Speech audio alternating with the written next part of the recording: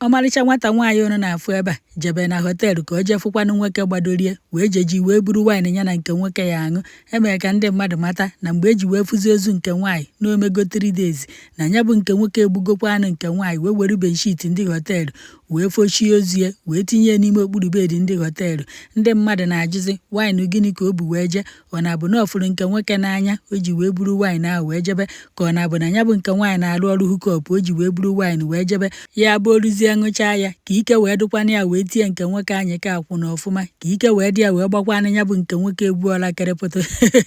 Bekwanụ ka unu nụrụ ka ya bụ ife si wee mee ka iwerukwa ife melụ mmadụ wee mụrụ akọ. O wee bụ na na-akọwa na ọmalịcha nwata nwaanyị unu na-afụ na afa ya bụ Deborah Ememe na ọ dịkwanụ 22 years, na ọ bụ nwata akwụkwọ na UNN Nsụka nke dị n'Enugu steeti, na Deborah kwesịkwa na ịgrajueti na 2024 kama na o nwee carry over na onye ame na ọ grajueti ọzọ. O wee nọrọ wee na-edegharị ya bụ ife na ka o dechara ya o wee shieta ka o mee clearance ya na June, nọ mgbe a ka o celebrate 22 years birthday ya na ya bụ the same school UNN Nsụka. Emere ka ndị mmadụ mata n'oru n'oge 13th of June 2025 na nwata nwaanyị a nwekwanụrụ otu nwoke ọfụrụ a na-akpọ Emmanuel Gambo, na ya bụ nke nwoke bụkwa na onye Kogi steeti kama na ọ nọkwa na UNN Nsụka nọ nọ 200 level. E wee na-akọwa na ọ dịka nke nwoke ọ na-agbadobu Deborah before, mana Deborah ekweghọ duto na Deborah shiyatazi wee degharịcha ife wee sizie ka o mekwanụ clearance ya. Nke nwoke anụnwa wee fụkwa ya wee bidokwa wee sịwakwa ya kafa na agbụyiba.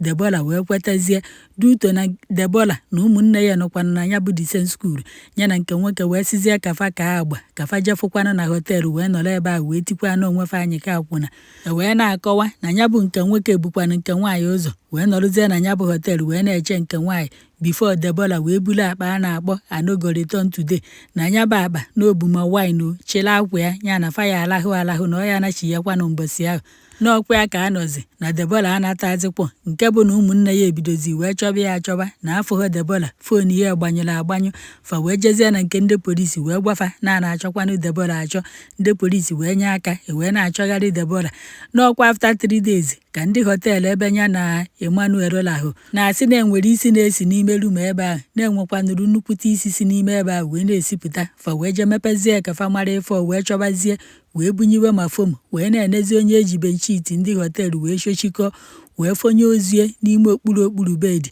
N'okwentu a ka esi wee bupụta ya. Ndị họteelụ wee kpọzie ndị polisi wee bịazikwanụ buru ozu Deborah, kama na ndị polisi amakwanụ onye Deborah bụ. N'ọka ndị befa jechiekwa na polisi ọzọ ka eje nyekwanụ rịpọtụ na na-achọ Deborah achọ, ka ndị polisi nke anọzi wee na-agwafa na-enwekwara ozu onye ebutere ebe a na fa bịa ka fa maa na nwanne fa. N'okwentu a ka ndị be Deborah si wee jezi wee na-achọpụta n'okwu ozu Deborah bụ ife anụnwa. N'okwentu a ka ndị polisi si wee mebe nnyocha na nzacha ka amalụkwana onye ya na Deborah lahụ ugbukwanụ Deborah. E wee na-akọwa na nke nwoke ọnụ na-afụ ebe a bụ Emmanuel n'ozuje fonu Deborah zukọrọ ụfọdụ ife Deborah ji wee bịa kafa na abụ wee lahụ.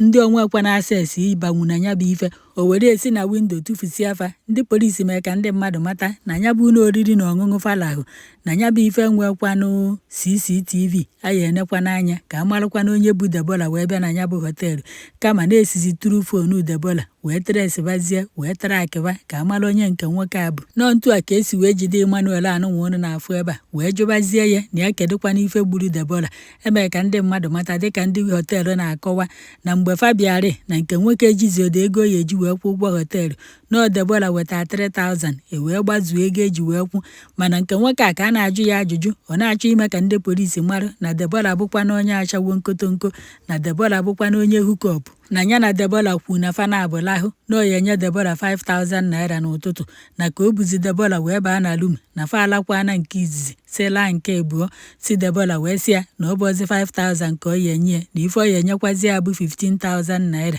Si fa na abụ wee nwebezi argument wee baba mba. Ọ na-agwazi Deborah na ọha ifefa kwuru na ifefa kwuru bụ 5000 naira. Efurefu amakwa na ndị na-arụ na họteelụ agwagokwa ndị polisi na Deborah mezuo 3000 fa ji wee bịa na ya bụ nke nwoke ji ọdịrị ego. N'ọkwa ya ka okoke anọzi wee na-agwa ndị polisi na Deborah dodoro ya n'akwa wee sị ya na ya nye gie na ọ bụ na onye hie gie taa na ọ ya emebo ya n'ihu ndị mmadụ na ọ ya eme ya nke nwa ya na ọ na-agbazi ya ụgwọ asị ashawo na onweghị ife ọ ya emefọna ya. Si na ka Deborah jizi ya n'akwa si ya na Deborah wee nụwa ọgụ o wee tụọ Deborah ọkpọ wee todi ya aka na akpịrị na ọ mazịkwanụ mgbe Deborah ji wee nwụ, na mgbe o ji wee chọpụta na Deborah anwụgo, o wee werezie bedsheet ndị họteelụ wee fochikọọ ya wee buru ozu ya wee fonye n'ime okpuru bedi wee gbaferuzie ọsọ wee nabazie na hostelụ ebe obi. Mana ụfọdụ ndị mmadụ na-akọwa na ya bụ nke nwoke abụrụkwanụ nwata akwụkwọ, kama na ọ na-agagharị na skuulu ka nwata akwụkwọ, ebe ụfọdụ si nọ ndị a na-eme ife ndị otu nzuzo ụmụ akwụkwọ. Emere ka ndị mmadụ mata na mgbe ahụ o gbuchara Deborah na ozuje iPad nke nwaanyị wee werekwa ma foonu ya wee burukwa ma wine nwanụ Deborah bụ wee bịa wee zukọrọ ụfọdụ ife na ife ndị adịghọzikwana ya mkpa. O were ndị nke ahụ si na windo ebe ahụ tụfusichaa ya. Emere ka ndị mmadụ mata na mgbe nke nwoke anụnwa na-agwazi ndị polisi na Deborah bụkwa na onye ashawo na ya na ya kwu no 15,000 ka ọ ya enye ya na ọ bụrụ na falahụchaa n'ụtụtụ, nọ mgbe akọghị nwaanyị Deborah wepụtaziri ife akaebe wee gwa ndị polisi na ọ makwanụ nke nwoke anụnwa na bifo Deborah ejebe ije na Deborah agwara ya na o nwere nwoke ọ na-eje ịfụ wee gosizie ndị polisi meseji Deborah sendịrị ya bifo wee jebe ịfụ nke nwoke a. O wee bụrụ na ife edere ebe ahụ bụ mgbe nke nwoke a na-agba di ya na ọ na-asị ya na ọ laikiri ya na ọ fụrụ ya n'anya ka fa na-abụghịba, na ka Deborah sikwanụ wee na-esendịkwara nke nwoke meseji na ife oyi na ife oyi bifo fa na-abụ wee kwekọta na fa ya ejezi na ya bụ họteelụ. Nke nwoke a na-agwa ndị polisi na-asị na ọ na streeti ka o butere Deborah n'abalị wee buru ya wee jebe na họteelụ na fa kwu no 15,000 naira. Lọọjị ebe nke nwoke a bi na-agwa ndị polisi na Deborah abụọkwanụ onye hookup, na fa afụgo Deborah ka ọ chọrọkwanụ nke nwoke a wee bịa na ya dị ebe obi. N'ọnya ka a na-akọwa na Deborah abụrụkwanụ onye ashawo, na enweghị ashawo ya bụ ọ chọta ọrụ o buru wine wee jebe na ọ maka na ya na nke nwoke a bụ oyi nwoke na oyi nwaanyị ka o ji wee burukwana ya bụ mmanya ka fa na-abụ wee nwere aṅụrị. Unu afụgonu ka nke nwoke si wee gbuzie ebe o je ka o nwere aṅụrị rikwa na-efe ụtọ. Ife ndị mmadụ na-ajụzi ebu kedu ife kpatara Emmanuel ji wee gbuzi Deborah ebe ọ bụ na Deborah so wee nye ya 3,000 naira o wee mezuo ego ebe fa ya akwụ wee lahụ.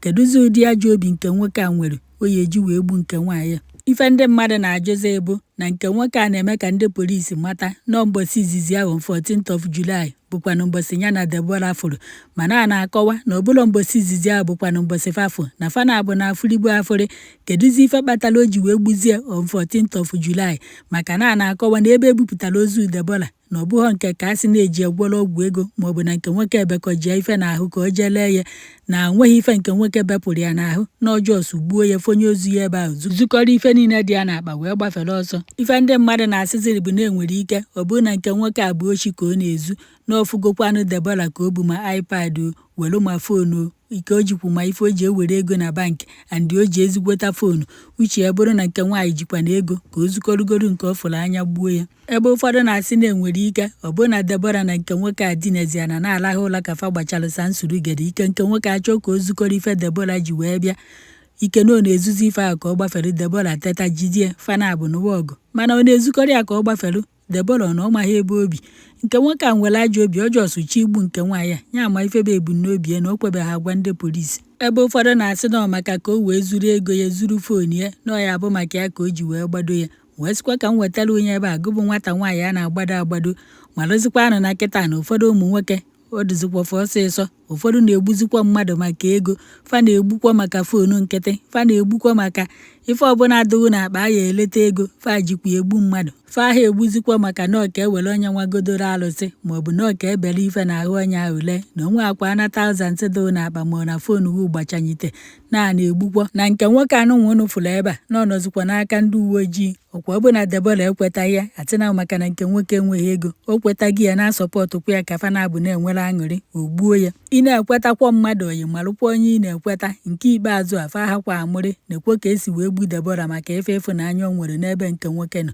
Ka mkpụrụ obi ya zuru ike na ndokwa ka ndị befa kasie na ife mere emego ka enyekwana ya justice.